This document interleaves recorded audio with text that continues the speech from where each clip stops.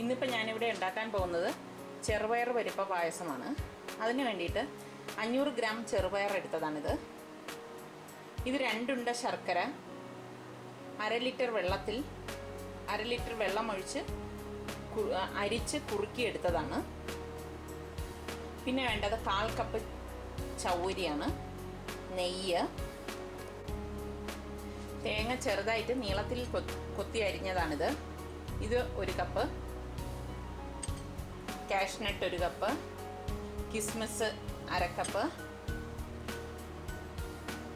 1/2 teaspoon ഏലക്കാപ്പൊടി, 1/2 teaspoon ചുക്കുപൊടി, 1/4 teaspoon ജീരകപ്പൊടി. ഇത് ഇത്രയാണ് ഇതിന് വേണ്ടത്.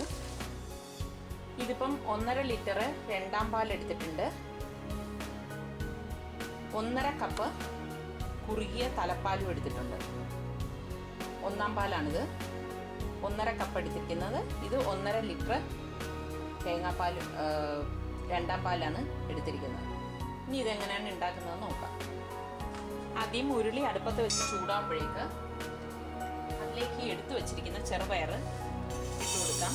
ഇത് വാഷ് ചെയ്തതല്ല, ഇത് വറുത്ത ശേഷമാണ് നമ്മൾ വാഷ് ചെയ്തെടുക്കുന്നത്. പയറിട്ട് നന്നായിട്ട് വറുത്ത് കൊടുക്കുക.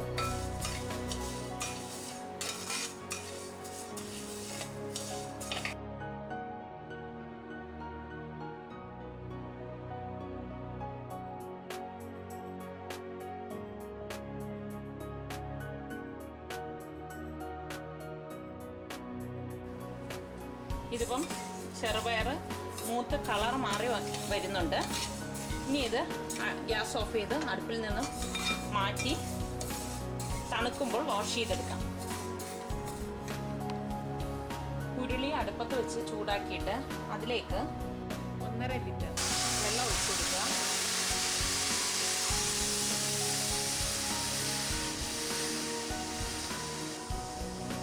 അതായത് ചെറുപയർ എടുത്തതിൻ്റെ 3 ഇരട്ടി വെള്ളം അത് വേകാൻ വേണ്ടിയിട്ട് വേണം. 500 ഗ്രാം പയറെടുത്തത് കൊണ്ടാണ് അതിൻ്റെ 3 ഇരട്ടി വെള്ളം എടുത്തത്. 3 ഇരട്ടി വെള്ളം എടുത്താലേ ഇത് വെന്ത് കിട്ടത്തുള്ളൂ.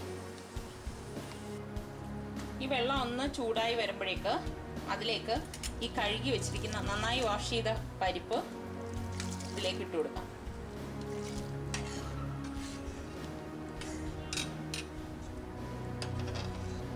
ഈ ചെറുപയർ പരിപ്പ് ഈ വെള്ളത്തിൽ കിടന്ന് വെന്തിട്ട് ഈ വെള്ളം മുഴുവൻ വറ്റണം.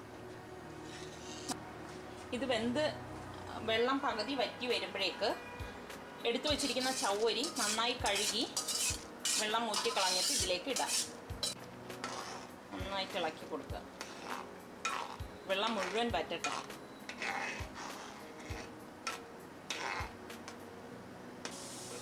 ഇതിപ്പം വെള്ളമെല്ലാം അതിൽ കിടന്ന് വറ്റി വന്നിട്ടുണ്ട്. എല്ലാ വെള്ളവും നന്നായിട്ട് വറ്റട്ടെ. ഇപ്പം എല്ലാം വറ്റിയിട്ടുണ്ട്. ദേ അടിയിലൊന്നും വെള്ളമില്ല. ഇനി ഇതിലേക്ക് ശർക്കര പാവ് കാച്ചിയത് അരിച്ചത് ഒഴിച്ചു കൊടുക്കാം.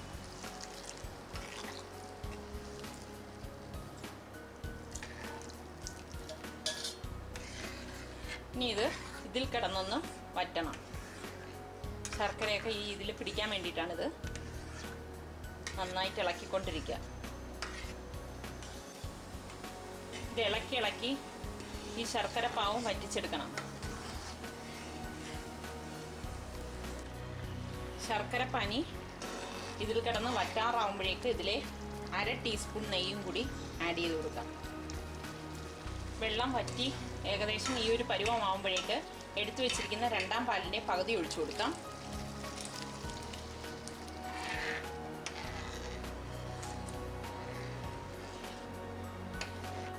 ഇതിലേക്ക് ചുക്കുപൊടി ചേർത്ത് കൊടുക്കാം.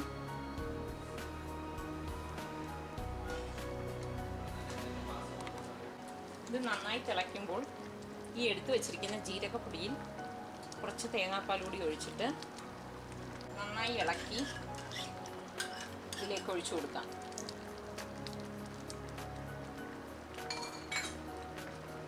നന്നായിട്ട് മിക്സ് ചെയ്യുക.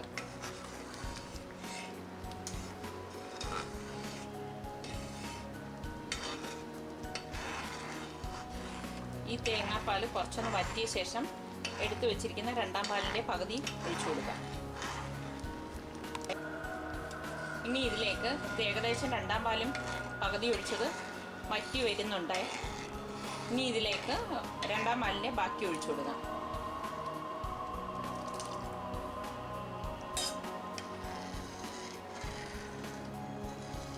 ഇത് തിളച്ച് വരുമ്പോൾ കുറച്ച് അകലം പാലിച്ച് വേണം ഇളക്കാൻ, അല്ലെങ്കിൽ ഇത് ബോയിൽ ചെയ്ത് ദേഹത്തേക്ക് തെറുക്കും. നന്നായി ഇളക്കി കൊടുക്കുക. ഇപ്പോൾ രണ്ടാം പാല് മുഴുവനായിട്ട് ചേർത്തതാണ്. അത് നന്നായി വെട്ടി തിളയ്ക്കട്ടെ. കുറച്ചൊന്ന് കുറുകുമ്പോഴേക്ക് ഗ്യാസ് ഓഫ് ചെയ്തിട്ട് ഒന്നാം പാല് ചേർക്കാം. ഇതിപ്പോൾ നന്നായിട്ട് എല്ലാം ഇതിലേക്ക് പിടിച്ച് ഒന്ന് കുറുകി വന്നിട്ടുണ്ട്. ഇനി ഗ്യാസ് ഓഫ് ചെയ്യാം. ഓഫ് ചെയ്തിട്ട് എടുത്തു വെച്ചിരിക്കുന്ന ഒന്നാം പാല് ഇതിലേക്ക് ഒഴിച്ചു കൊടുക്കാം. ഇനി ഗ്യാസ് ഓൺ ചെയ്യേണ്ട ആവശ്യമില്ല. എടുത്ത് നന്നായിട്ട് ഇളക്കി കൊടുക്കുക.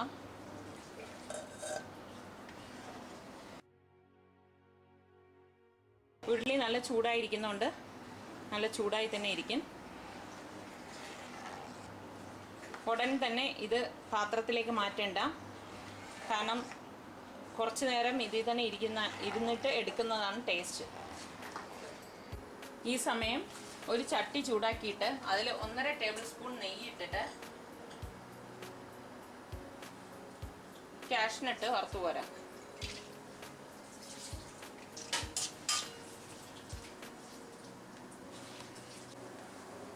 ഇപ്പോൾ ബ്രൗൺ കളറായിട്ടുണ്ട്. ഇതിൽ നിന്ന് മാറ്റാം.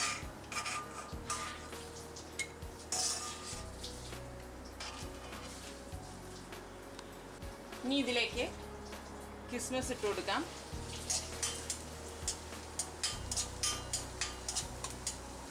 കിസ്മിസ് പെട്ടെന്ന് തന്നെ ചട്ടി ചൂടായിരിക്കുന്നത് കൊണ്ട് മൂത്ത് വരും. ഇതിനെ മറ്റൊരു പാത്രത്തിലേക്ക് മാറ്റാം. ഇനി ഇതിലേക്ക് തേങ്ങ കൊത്തിയിരുന്നത് ഇട്ട് കൊടുക്കണം.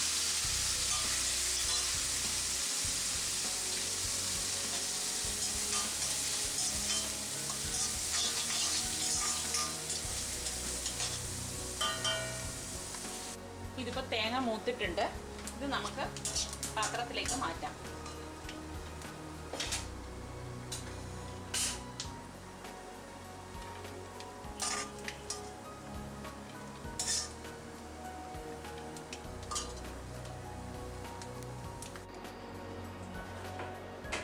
ഇതിലേക്ക് എടുത്തു വെച്ചിരിക്കുന്ന ഏലക്കാപ്പൊടി ചേർത്ത് കൊടുക്കാം.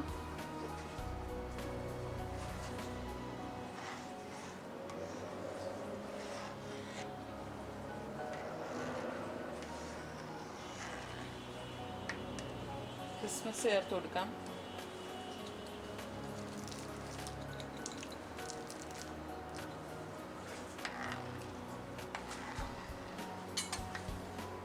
കാഷ്നട്ട് ചേർത്ത് കൊടുക്കാം.